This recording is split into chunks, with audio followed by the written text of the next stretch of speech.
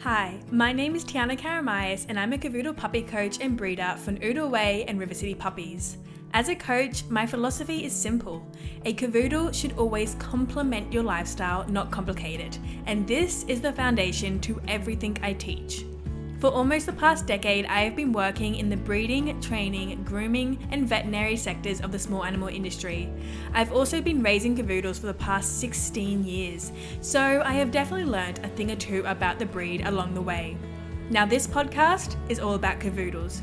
Raising Cavoodles, training Cavoodles, grooming Cavoodles, breeding Cavoodles, and how to shape the behavior of a Cavoodle puppy. So if you're a Cavoodle parent or you are looking at adding a Cavoodle to your family soon, then this podcast is for you. New episodes will be released each Tuesday morning, and you can follow me across all social media under the name @OodleWay for more tips and advice on Cavoodles. Thanks for tuning in. Hello and welcome back to episode 42 of the Cavoodle Coach podcast. My name is Tiana Karamayas and I'm your host. Today I want to talk about puppies and sleeping and puppies relaxing and puppies who can stay calm in your household and how to get them to do that. I think this is something, I know this is something I get asked about a lot. Every single week I get together with all of the families inside of my Cavoodle Puppy Planner training program. And I would say that puppies who don't sleep, who can't focus, who are over energetic is one of the questions I get every single week on repeat and how to deal with that. So we're going to chat a little bit about that in today's episode. And I'm going to give you some reasons as to why your puppy isn't sleeping and what we need to do to actually get them to sleep. So the first thing I want to say about little puppies, Cavoodles, of course, that's who we're talking about here. Cavoodle puppies are not born knowing how to go to sleep when they're tired. When they're really, really young, and I'm saying when they're born up until, I would say about 6 weeks of age, they do sleep most of the day just naturally because of the growth that they're going through. But then when they get a bit older than 6 weeks, coming up to 8 weeks, when they leave the breeder's house and they come into your house, the puppy can be tired, they can feel tired, but they don't actually know what that means. And now feel this sensation of, being really lethargic, maybe their eyes are starting to hurt, but they just don't know that it means that they're tired. And especially with young puppies at around 8 weeks of age, more so even at 10 weeks once they've spent a couple of weeks in your house and they've really started to bond with you, they also experience a lot of FOMO. And they just refuse this, they just fight it, and they just want to stay awake and stay with you as much as possible. And so it is not something that comes naturally to puppies to just go to sleep when they're tired. And I think this is a very big myth or misconception for families who are getting a puppy, because they just assume that when the puppy is tired that the puppy will just go to sleep, and they won't. Unfortunately, until we teach them to do this. And this whole process of teaching a puppy to sleep when they're tired, how to relax, how to stay calm, it's a process. It takes a lot of time. It actually takes weeks and months to teach a puppy this ability and this behavior. So one of the first things we have to do when we're trying to get a puppy to sleep, and one of the things that makes a really big difference, is making sure that the puppy has a place that they can sleep that feels very safe and that keeps them contained. And that's why I am a huge advocate for crate training. And I did do an episode on crate training. It was one of the first episodes on the podcast. So if you're listening to this, go back to the beginning episodes and you'll find an episode there all about crate training. But the reason why crate training is so beneficial for puppies is it really limits what they're able to do. The point of a crate is you zip them inside, and all they can do is just stand there. There's no toys, they can't walk around, they can't follow you around the house. And so it kind of forces them in a way to just relax a bit more. And this is one of the first things that we need to do with our puppies when we bring them home at 8 weeks, to start giving them a space to just stop, be still, calm down, relax, and then go to sleep. What happens though is we do the crate training. And crate training, let me just say, anyone who is getting a puppy, crate training is not hard. Crate training is super, super easy. And if you crate train your puppy, I can guarantee they will sleep through the night for 8 hours from 8 weeks of age.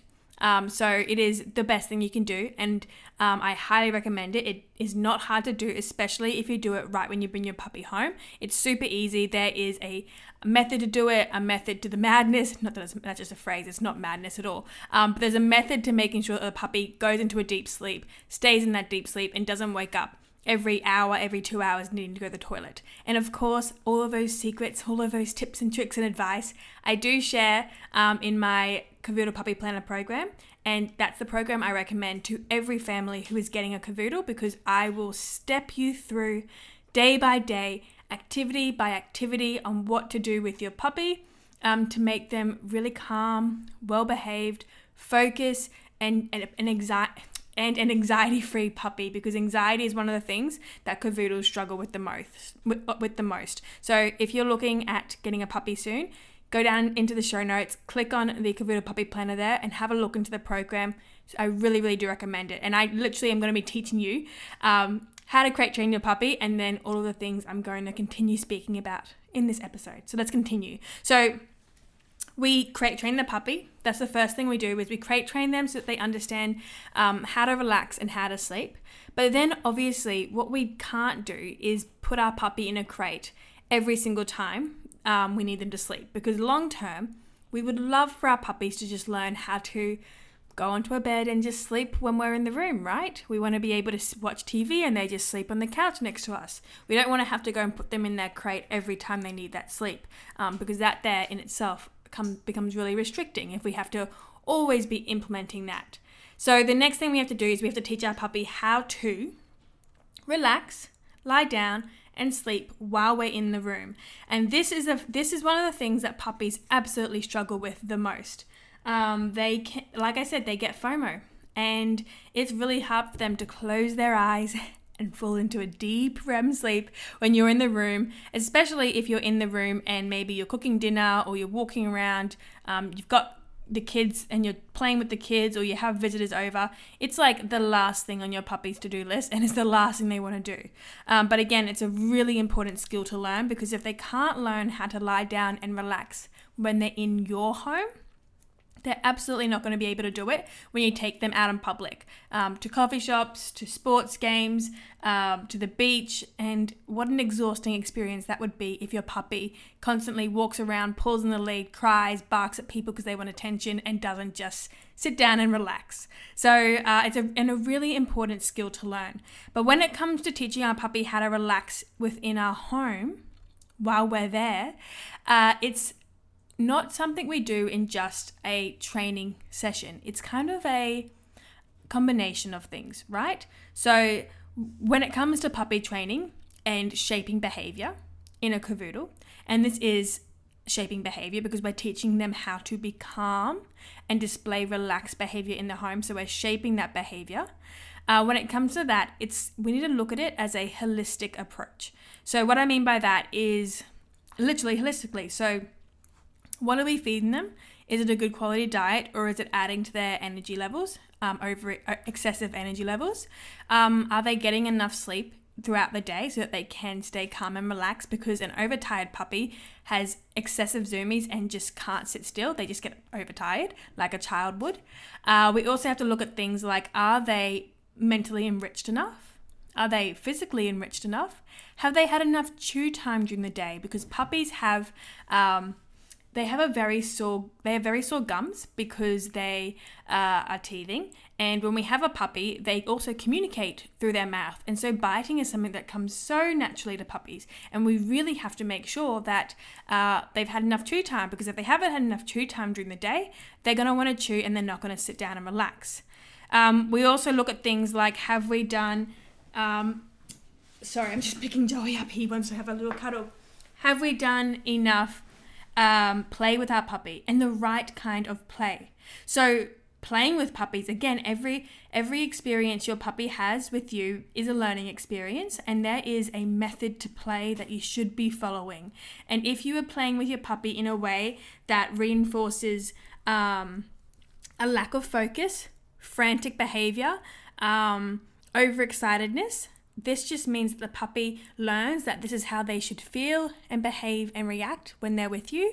And then therefore, if you're in the room, they're definitely not going to lie down and sleep. So it all comes together. All of these little bits of your puppy's daily interactions and routines all leads to whether or not they're going to be able to sit down and relax. And of course, when it actually comes down to teaching them to sit down and relax, there are certain exercises that we practice and that we implement with our puppy so that they learn this. And of course, can't give away all my secrets. That is in my Cavoodle Puppy Planner program.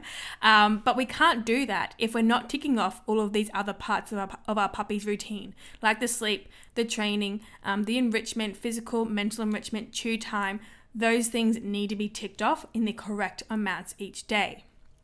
If we do all this and we do tick these off and our puppy is feeling content and very, very fulfilled, then they settle easily and they learn to settle in the room with you because they don't have any desire or unmet desire to do anything else. And so they relax and they sleep, and it means you as the family have the freedom and flexibility to do your own thing in the house without always having to give your attention to the puppy. And it also means that having a puppy becomes easier because a puppy, and this is a little secret, puppies at 8 weeks should be sleeping for 20 to 22 hours a day. And so if we can teach them how to sleep properly when we're in the room and how to sleep all through the night, it means that they spend so much of the day sleeping, which makes it so much easier for you to go to work, for you to take the kids to sport, for you to see your friends, for you to do anything, because a lot of the time of the day, your puppy should be sleeping. But the hours outside of that sleep need to be correctly structured so that your puppy does get that enrichment, that physical enrichment, mental enrichment, chew time, play time, training, desensitization, socialization, that leaves them feeling very fulfilled so that they sleep those 22 hours a day. And if a puppy sleeps 22 hours a day, guess what? They don't bite, they don't bark, they don't chew, they don't jump, they don't have excessive energy because they are content and fulfilled. And that is a secret to a puppy being really easy to have in the home versus one that is really, really hard. And that is why this topic of getting your puppy to sleep and teaching them how to relax in your home is so important and literally makes a difference between finding having a puppy really easy or really hard. Because if they can sleep and if they can feel content and fulfilled, they sleep 22 hours a day, leaving you with just 2 hours of contact time with your puppy, which again has to be structured, and that makes it really achievable for even the busiest of families. So getting your puppy to sleep is a process. It starts with the crate training, then it turns into doing some behavior shaping sessions where we actually teach them how to relax while you're in the room, but it must be combined with the correct routine overall so that our puppy can relax and can settle without having all of these unmet desires in them. I hope that makes sense. And so again, if you are listening to this episode, you were thinking about getting a Cavoodle puppy and you're going, oh my gosh, Tiana, that would be amazing if I could get my puppy to sleep for 20 to 22 hours a day. It would mean I can continue going to work and I can do all of my commitments still and still live my life as I have been previous to getting my puppy. Then let me tell you that that is what I do as a Cavoodle puppy coach. My philosophy is that a puppy should always complement your lifestyle and not complicate it. And so my Cavoodle Puppy Planner program, it is a 4-week training program for you and your puppy.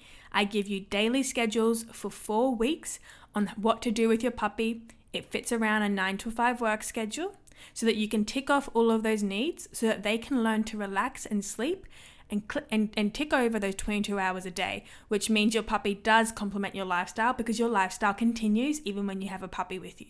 So if that is you, you love the idea of that, and you want to make sure your puppy does feel happy and fulfilled, because at the end of the day, that's what this is all about, and making sure the puppy gets all of their needs met, then click the link in the show notes. It's called the Cavoodle Puppy Planner.